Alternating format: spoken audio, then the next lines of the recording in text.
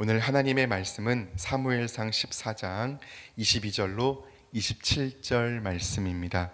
사무엘상 14장 22절로 27절 말씀 제가 봉독하겠습니다. 거룩하신 하나님의 말씀입니다. 에브라임 산지에 숨었던 이스라엘 모든 사람도 블레셋 사람들이 도망함을 듣고 싸우러 나와서 그들을 추격하였더라. 여호와께서 그날에 이스라엘을 구원하심으로 전쟁이 베다웬을 지나니라. 이날에 이스라엘 백성들이 피곤하였으니 이는 사울이 백성에게 맹세시켜 경계하여 이르기를 저녁 곧 내가 내 원수에게 보복하는 때까지 아무 음식물이든지 먹는 사람은 저주를 받을지어다 하였음이라. 그러므로 모든 백성이 음식물을 맛보지 못하고 그들이 다 수풀에 들어간즉 땅에 꿀이 있더라. 백성이 수풀로 들어갈 때에 꿀이 흐르는 것을 보고도 그들이 맹세를 두려워하여 손을 그 입에 대는 자가 없었으나 요나단은 그의 아버지가 백성에게 맹세하여 명령할 때에 듣지 못하였으므로 손에 가진 지팡이 끝을 내밀어 벌집에 꿀을 찍고 그의 손을 돌려 입에 대매 눈이 밝아졌더라. 아멘. 아름다움이란 그 아름다움을 볼 수 있는 눈이 없으면 볼 수 없는 것입니다. 아름다운 여러분과 그 아름다운 여러분의 아름다움을 볼 수 있는 눈이 만나야 비로소 이루어지는 것입니다.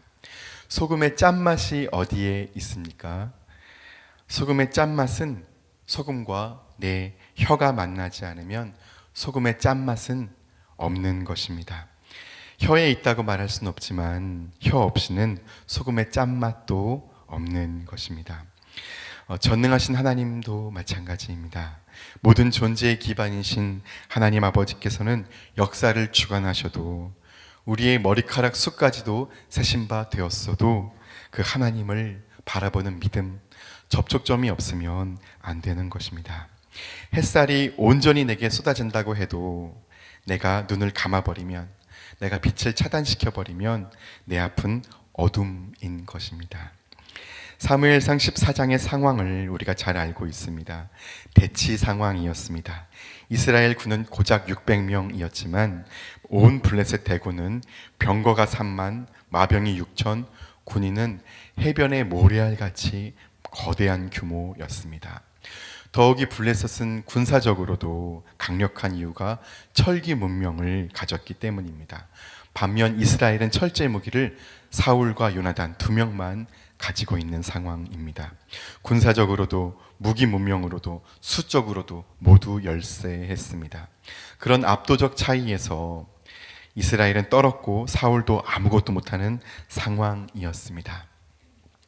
인간의 모든 가능성이 끊어진 상황, 이런 상황을 칼 야스퍼스는 한계의 상황이라고 하였고, 이 상황이야말로 인간이 본래적 자리로 돌아갈 수 있는 자리, 상황이라고 했습니다. 하나님은 하나님이 되시고 인간은 인간의 자리에 도약할 수 있는 상황입니다. 그때 전능하신 하나님을 의식하는 눈, 마음이 청결한 사람이 있었습니다. 요나단의 영혼은 온통 하나님께 쏠려 있었습니다. 이 전쟁은 군사의 수의 많고 적음에 달린 것이 아니다. 오직 하나님께 달렸음을 그는 보는 존재였습니다. 그 한 사람으로 인해서 그 절망적인 역사에 희망이 넉넉했던 것입니다. 가톨릭에서는 가슴을 치는 회개 운동이 있었습니다. 내 탓이요, 내 탓이요, 내 큰 탓이로다. 메아 쿨파, 메아 쿨파, 메아 막스마 쿨파. 어떤 역사 앞에, 어떤 문제와 상황 앞에서 사실 다른 누군가에게 탓할 일이 아니라는 것입니다. 누구를 탓하는 것, 누구에게 책임을 전가하는 것으로는 창조적인 삶이, 새로운 세계가 열릴 수 없습니다. 책임지는 나로 내가 거기 존재할 때 비로소 창조적인 세계가, 역사가 시작될 수 있는 것입니다. 요나단이 바로 그 길을 걸어갑니다. 내 탓이다. 이 역사는 하나님 안에서 나의 책임이다. 요나단이 수만여 명의 적진으로 뛰어듭니다. 우리가 했듯이 요나단은 아버지 사울에게 보고하지 않고 적진으로 들어갑니다. 왜 그랬을까요? 겨우 2명이서 어떤 좋은 전략을 짜도 블레셋의 숫자와 규모, 그 군사적 차이에 압도당한 사울 아버지에게 설득한다는 것은 불가능함을 요나단은 판단했을 것입니다. 골리앗 앞에서도 사울은 그랬습니다. 자기 판단, 눈을 넘어서지 못했습니다. 다윗은 요나단적 눈을 가졌습니다. 그 역사를 요나단 같이 보았고 그 역사를 하나님 안에서 책임졌습니다. 다윗이나 요나단의 믿음을 수학적 공식으로 풀면 이렇게 되지 않겠습니까? 그들의 믿음, 그들의 눈은 플러스 알파가 아닙니다. 자신의 상태나 능력에 알파를 더하는 것 아닙니다. 플러스 무한대입니다. 플러스 무한대일 경우 나 자신의 능력이나 상태는 조금도 문제가 되지 않습니다. 왜냐하면 1 더하기 무한대나 10만 더하기 무한대나 답은 똑같이 무한대이기 때문입니다. 무한자이신 하나님께서 나를 통해 역사하실 때 비로소 우리는 나 자신으로부터 자유할 수 있습니다. 내 능력이나 내 상태가 문제가 되지 않고 하나님께만 희망을 둘 수 있습니다. 요나단은 그 영혼의 눈을 오직 전능하신 하나님께 두고 그의 눈은 쏠려 있었습니다. 그를 통해 하나님께서 블레셋을 치시자 블레셋 군인들이 공포에 떨었고 땅도 떨었고 블레셋 진영에 큰 떨림이 있었습니다. 하나님이 일으키신 그 큰 떨림, 신적 공포에 그들은 장악되었습니다. 혼비백산했습니다. 그들 앞에서는 요나단이 그들을 쳤고 그들 안에서는 블레셋 노예였던 히브리인들이 일어나서 그들을 쳤고 그들 위에서는 에브라임 산지에 숨어있던 자들이 일어나서 그들을 쳤습니다. 블레셋은 같은 편끼리도 서로 치면서 무너져 내렸습니다. 한 사람이 불가능했던 역사를 일으켜 세웠습니다. 새로운 역사를 이루는 것은 다른 누군가가 할 일이 아닙니다. 바로 우리의 책임, 우리의 일입니다. 블레셋이 도주하기 시작하자 이스라엘은 믹마스에서 아얄론까지 추격했습니다. 하지만 결정적인 승리를 취하지는 못했습니다. 그건 바로 사울의 금식 명령 때문이었습니다. 사울은 전투에 들어서면서 이스라엘 군인들에게 금식 명령으로 맹세를 시켰습니다. 금식하지 않으면 저주를 받을지어다 하고 금식을 강제화시켰습니다. 금식은 이스라엘 군인들을 피곤하게 하였습니다. 요나단의 말대로 사울이 역사를 곤란하게 만들었습니다. 믹마스에서 아얄론까지 블레셋을 추격했는데 그 거리가 30km였습니다. 이스라엘이 얼마나 지쳤겠습니까? 몹시 피곤했습니다. 기력을 보충하였더라면 블레셋의 도주를 허용하지 않고 결정적인 승리를 취할 수 있었을 것입니다. 그렇지만 이 금식 명령 때문에 그들은 너무나 사기가 떨어졌고 지쳐 피곤했습니다. 이렇듯 결정적인 순간들에 사울은 계속해서 어긋난 행동들을 해왔습니다. 하나님의 명령을 어겼습니다. 제사장 사무엘의 영역을 자신이 집행했습니다. 영적인 월권이었습니다. 요나단을 지원해야 될 결정적인 순간에 하나님의 법궤를 모셔오라고 하며 주저했습니다.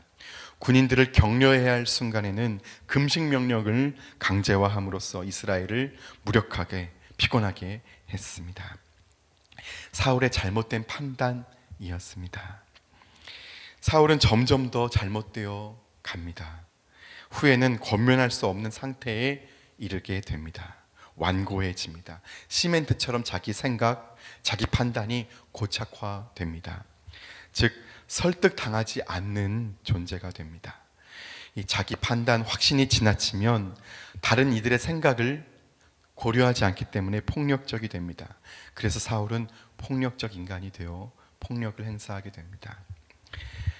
고 이어령 선생은 그래서 우리네 삶과 생각에는 메이비를 허용하라고 말했습니다. 메이비, 어쩌면 여호와께서 우리와 함께 블레셋을 치실 것이다. 요나단의 말처럼 어쩌면. 이 어쩌면이란 말은 나의 판단을 유보하는 것입니다. 어쩌면 판단을 보류 중지하고 하나님께서 말씀하실 그 여백을 마음에 남겨놓는 것입니다. 그렇게 하나님께 말씀, 최종 판단을 드릴 수 있다면, 하나님이 나의 삶의 주인 되실 수 있게 해드린다면 우리는 좋은 길을, 거룩한 길을 갈 수 있습니다. 하나님께서 약속하셨습니다.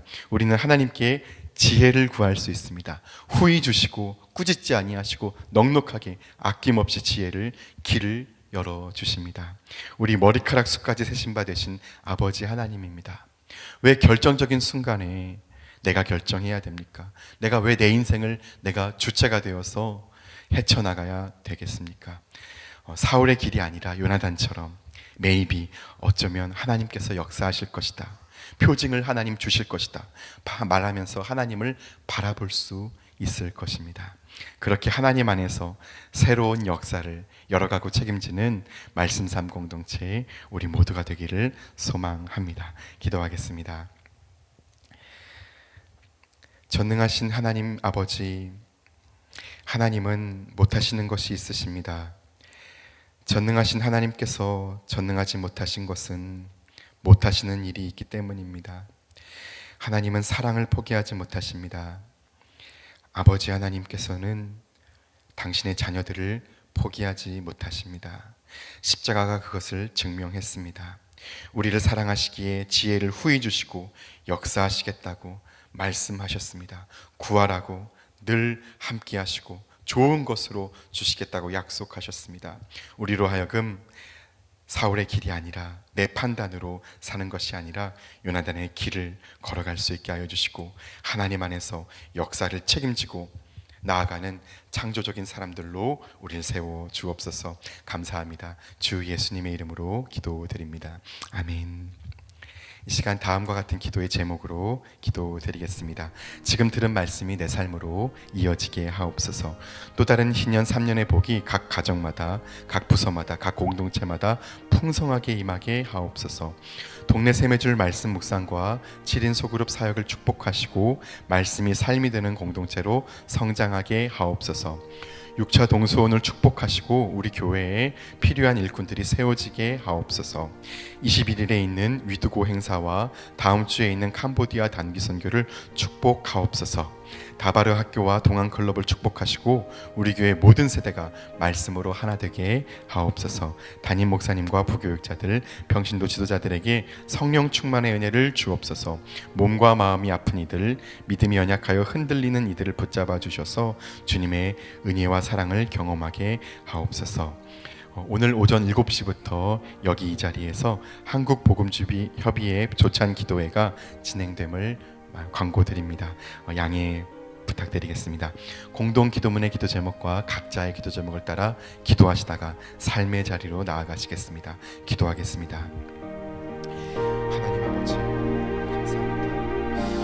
하나님 아버지 우리 기도를 들어주시고 우리에게 임재하시고 현존하셔서 우리의 삶을 이끌어 주시옵소서. 하나님 아버지 모든 성도님들 한 사람 한 사람 아버지 길을 걸어갈 수 있도록 하나님 인도해 주시옵소서.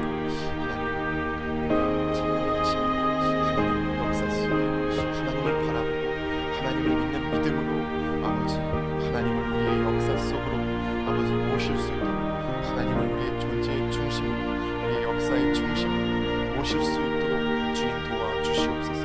하나님의 사람들 하나님께 온통